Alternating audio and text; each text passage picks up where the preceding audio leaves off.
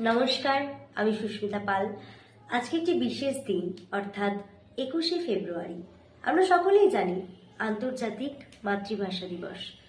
আর আজ আন্তর্জাতিক মাতৃভাষা দিবস, আর সেখানে আমি একজন বাঙালি হয়ে কিছু করব না সেটা তো হয় না। তবে এটাও সত্যি যে আমি এরকমভাবে আগে কখনো ভেবে দেখিনি। এই প্রথমবার একটি ছোট্ট উপস্থাপনা আমি করেছি, যা আমার এই কাঁচা হাতের লেখা 5টি লাইন কবিতার মাধ্যম হিসেবে আমি আপনাদেরকে পাঠ করে শোনাবো।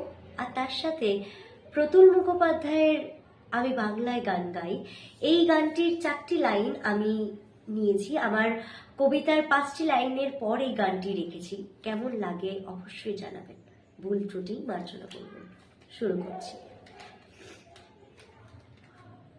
আমার ভাষায় পাখিরা গান শুনিয়ে যায়, এই ভাষাতেই মা ডাকে প্রাণ জুড়িয়ে যায়।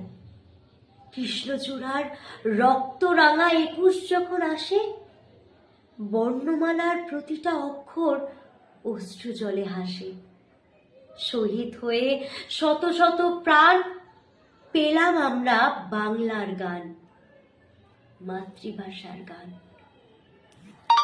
আমি বাংলায় গান গাই, আমি বাংলার গান গাই।